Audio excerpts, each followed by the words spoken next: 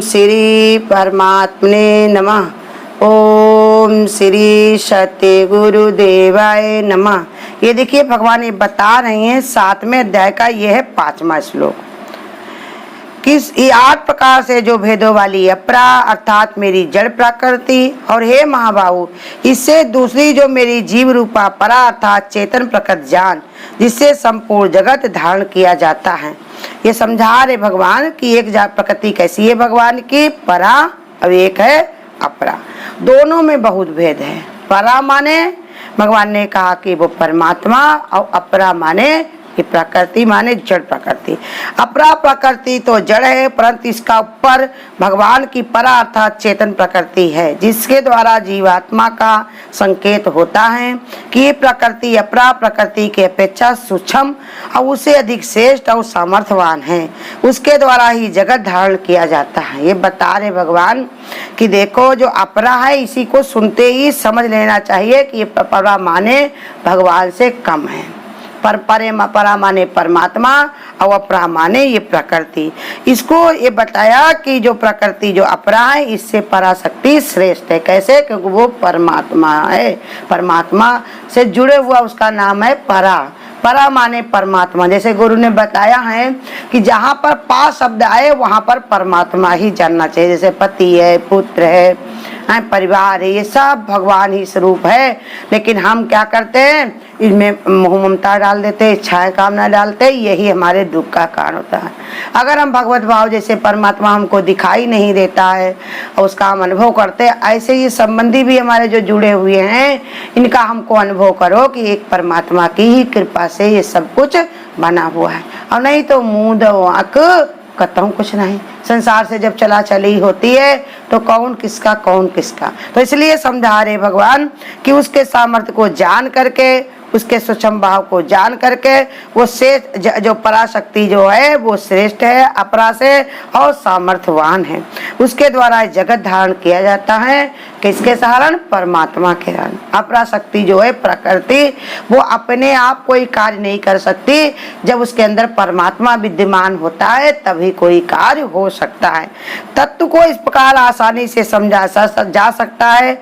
जब एक कुम्हार विभिन्न प्रकार के बर्तन बनाता है तो उन बर्तनों को बनाने वाला तो कुम्हार अपने कौशल से मिट्टी को भिन्न भिन्न रूप से बर्तनों में ढाल देता है। अब जिन बर्तनों का निर्माण होता है उसमें मिट्टी को हम अपरा प्रकृति मान लें और कुम्हार के कौशल को परा प्रकृति मान लें। जैसे बताया कि कुम्हार भांत भांत के बर्तन बनाता है लेकिन कैसे? अपनी कुशलता से, अपनी बुद्धि से, अपने विचार से। ऐसे ही परमात्मा ने देखो ये प्रकृति का सहारा लेकर के संसार को बनाया है। प्रकृति है भगवान ने उनका महत्व क्या है आगे बता चुके कि प्रकृति भी हमारी कम नहीं है।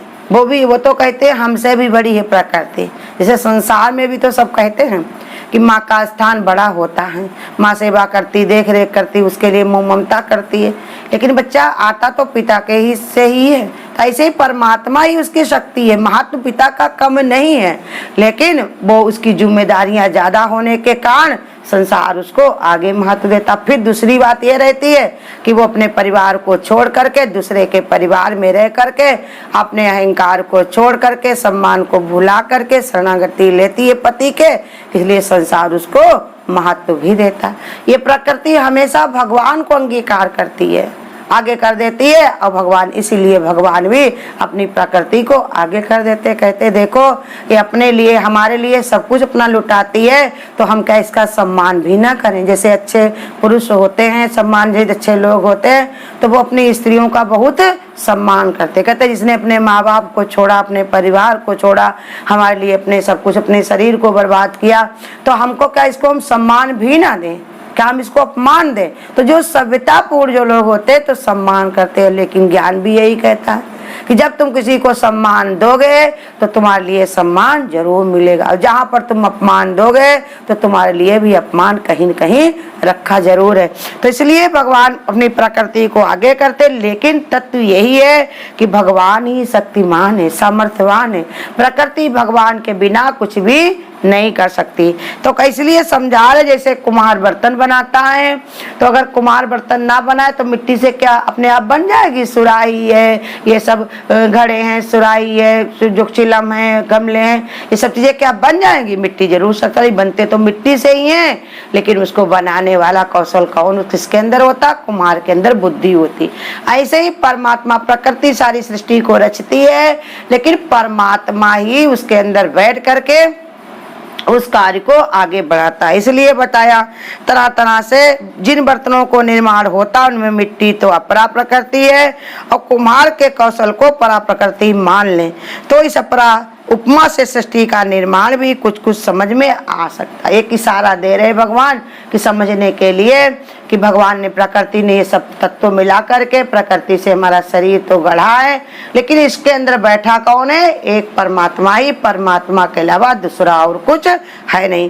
परंतु ये दृष्टांत समझने के लिए है, परमात्मा तो सृष्टि का अभिन्न निमुक्त पादान करने वाला है। कहते हैं परमात्मा तो सृष्टि को अभिन्न माने तरह तरह से निमित्त बन करके और सृष्टि को अपना ही भगवान का निर्माण करता है स्वयं बैठ करके। उसके अंदर ऐसी सामर्थ्य है। उदाहरण के लिए कुम्हार को बता दिया गया, जैसे बच्चे को समझाने के लिए बता दिया जाता कि बेटा देखो ये आम ऐसे होता है, ये ऐसे होता है, लेकिन बच्चे को जब समझ आएगी, जानेगा, तो आम को तत्व से समझेगा कि उसका रस कितना फायदेमंद होता, जो कैसे पेड़ में लगता, कैसे खाया जाता, कि डॉक्टर बताते थे उसका क्या क्या प्रयोग है, कौन कौन ये दवाइयों में आता है, कैसे कैसे इसकी शक्ति, तब उसके समझ में आ जाए समझदार। ऐसे ही ये ज्ञान का गूढ़ रास है। जब हम संतों के संग बैठते हैं, जब गुरु के संग में रहते हैं, फिर गुरु की कृपा से हमारी समझ में आता है कि ये तो एक ही सारा है, सारा संसार, सारी सृष्टि भगवान ही भगवान है, अर्थात वो स्वयं ही रचने वाला स्वयं परमात्मा ही है, स्वयं ही रचना उसकी है, स्वयं ही अपने आप ये खेल खेल रहा है। भगवान बताते नहीं है कि ये कैसा, हमें जगह कहा कि नहीं, तुम मुझी में रहकर मुझी से कैसे ये खेल कैसा दिखा रहे हो, जरा तो इतना बता दो भगवान, लगी ये कैसी लगा रहे हो। हम कहते भगवान हम तुम्हारी याद में तड़पते, लेकिन तड़पता कौन है हमारे अंदर? स्वयं वही परमात्मा। हम रोते हैं कोई बात के लिए तो कौन रोता है? भगवान। भगवान भगवान निकल जाए तो कहीं आंसू हमारे आएंगे, कहीं तड़पन हमारे होगी? तो सब भगवान ही करता है, और भगवान पर हम क्या है दोषारोप कर देते। भगवान तुम जानते नहीं, हमारे दर्द को पहचानते नहीं, हम कैसे, तुम मनुष्य होते तो जानते कैसे हमारी ममता है, कैसा हम क्या चाहते, तुम्हारे लिए मैंने कितना सब कुछ किया, तुमने हमारे साथ क्या किया। लेकिन भगवान कहता हम इसमें भी तुम्हारी भलाई देखते हैं। तुम मोह कर करके हर जन्म में बढ़ जाते हो, कभी लड़के में, बच्चे में, घर में, परिवार में, और तुम तोड़ते नहीं हो। इसलिए हमको गुस्सा के कारण मोह तोड़ाने के लिए तुमको ये दिखाना पड़ता है कि देख लो संसार में कोई तुम्हारा नहीं है, एक परमात्मा के अलावा संसार में दूसरा और कुछ है नहीं। तो इसलिए स्वयं परमात्मा ही सब कुछ बना हुआ है। कुम्हार का उदाहरण इस तरह समझाने के लिए भगवान ने बताया है, लेकिन वास्तव में परमात्मा उसकी रचना के लिए कोई भी उदाहरण पूर्ण रूप से लागू नहीं हो सकता। कोई भी नहीं समझा सकता कि भगवान का कितना काम है, भगवान की कितनी सामर्थ्य है, भगवान क्या करता है, कैसे नहीं करता है, उसको कोई नहीं जान सकता। हाँ, कहने को कह भी दिया जाता है, वही जाने जय दे जनाई, और जाने तुम्हें तुम्हें हुई जाए, लेकिन पूरा भगवान को कोई नहीं जान सकता। भगवान कब क्या करते हैं, किसके अंदर क्या कर देते हैं, कैसे मिट्टी को सोना कर देते हैं, कैसे सोने को मिट्टी कर देते हैं, सब भगवान जानते हैं। इसलिए भगवान मुस्काते रहते हैं, क्योंकि वो सब जानते हैं। ऐसे हम लोग भी जान ले ये बात को कि हम भी सब जानते हैं क्या, कि पहले रचा प्रारब्ध ताके पीछे शरीर। अब कुछ बनना नहीं, बनना था सो बन चुका, अब कुछ बनना नहीं, अब कोई बिगड़ना नहीं, कुछ बनना नहीं। अपने कर्तव्य को हम करते जाएं, जो सीन पर्दे पर चल रहा है। अगर हम सिनेमा देखने गए तो बस हम सीन को देखते चले जाएं, उसमें हम काटा पिटी नहीं कर सकते। इसी के लिए हमने टिकट लिया, हम देखें और निकले। ऐसे ही हम संसार में आए हुए हैं, हम कर्तव्य को करें, इसमें क्या बन रहा, क्या बिगड़ रहा, क्या मिल रहा, क्या खो रहा है, इसका विचार ना करके हम कर्तव्य करके आगे बढ़ जाए। हमें अपने घर लौटना है, अपने स्वदेश जाना है। हम जहाँ से आए वही हमको पहुंचना है, वही हमारा ठिकाना है। तो इसलिए ये उदाहरण ये समझा रहे भगवान, बार बार बता रहे कि परमात्मा उसकी रचना का उदाहरण लागू नहीं को इसको पूरा जान नहीं सकता। इसलिए भगवान थोड़ा सा इशारा देते हैं कि परा और अपरा प्रकृति ही संपूर्ण भूतों की उत्पत्ति का कारण बताते हुए उसके ऊपर अपनी विलक्षण स्थिति का निरूपण करते हुए भगवान फिर आगे यही समझाते हैं कि हम ही को समझो, हम ही को जानो, तो हमारी शरणागति लो, हमारे सहारे पर बैठो और सहारे सब छोड़ दो। ये प्रकृति को पकड़ के मत बैठो, माने शरीर को पकड़ मत बैठो, अपने शरीर को पकड़ के मत बैठो, शरीर वालों को पकड़ के मत बैठो। ये सब हमारी पराधीनता है, पराधीन सपने सुखनाई। अगर हम किसी को पकड़ के बैठेंगे वो हमारा सहारा कब छूट जाए हमें पता नहीं है। हाँ, चलते चलते रास्ते में कौन कब बिछड़ जाए कोई सहारा नहीं। कोई कहता हमारे बुढ़ापे का सहारा बनेगा, कोई मेरा जवानी का सहारा, मेरे बचपन का सहारा, कोई किसी का नहीं है। सबको सहारे अपने मिलते चले जाते हैं और सब अपने आप स्वयं मजबूर हैं। जिसका समय हो चुका वो आगे बढ़ गया है, ये लौट के देखता नहीं संसार में कोई पीछे उसके लिए प्राण दे दे, अपना लटक जाए, चाहे जितना चिल्लाए, लेकिन उसका संबंध खत्म हो गया तो वो घूम के नहीं देखता। इसलिए भगवान कहते हैं तुम सीधे एक भगवान की अपना महत्व समझो, भगवान को समझो। ये प्रकृति को पकड़ के मत बैठो, प्रकृति में कुछ नहीं है, ये तो परिवर्तनशील है, कब बदल जाए कुछ नहीं मालूम। एक परमात्मा ही सदा एक रस रहने वाला, एक स्वरूप रहने वाला। तो इसलिए समझा रहे भगवान कि इसलिए परमात्मा को ही समझ लो, एक परमात्मा ही सब कुछ रचने वाला है। ये विलक्षणता एक परमात्मा में ही है कि जो सब सामर्थ्य बनाए हुए जो संसार का कार्य कर रही है। अब हमको लोगों को ये मौका मिला है, ये सब भाग की बात हमारी है कि जो हमारे पास सांसें हैं, मौका है, भजन सुमिरन हम कर सकते हैं भगवान का। और यही गफलत में हम इसी को पकड़ के बैठे, कभी देह को, कभी देह वाले को, कभी इसमें लड़ाई को, कभी प्रेम को, तो हमारा समय ऐसे ही निकल जाएगा। इसलिए भगवान हमको समझाते हैं कि तुम सब में परमात्मा का ही एक दीदार करके परमात्मा की शरणगति लो।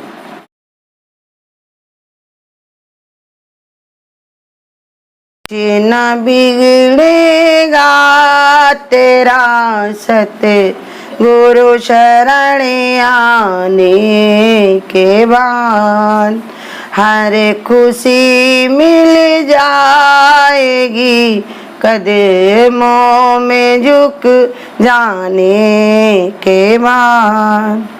देख कर काली घटाएं ए भंवर मत हो उदास, बंद कलियां फिर खिलेंगी रात ढल जाने के बाद। कुछ न बिगड़ेगा तेरा सत्य गुरु शरण आने के बाद। फूल से पूछो कि उस पे कैसे आई है बहार, कब तलक कांटों पे सोया डाल पर आने के बाद। कुछ न बिगड़ेगा तेरा सत्य गुरु शरण आने के बाद।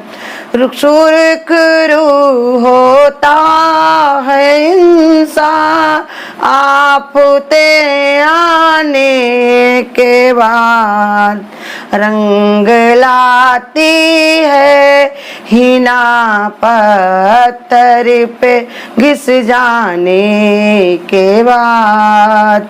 कुछ न बिगड़ेगा तेरा सत्य गुरु शरण आने के बाद।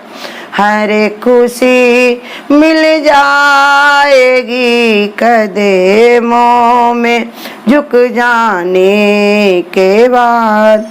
प्रेम के मंजिल के राही कष्ट पाते हैं जरूर, बीज फलता है सदा मिट्टी में मिल जाने के बाद कुछ न बिगड़ेगा तेरा सत्य गुरु शरण आने के बाद। अगर आपको आज की वीडियो अच्छी लगी हो तो वीडियो को लाइक और शेयर करना ना भूलें। आगे की वीडियोस देखने के लिए चैनल को सब्सक्राइब करें और नोटिफिकेशन बेल को ऑन करें।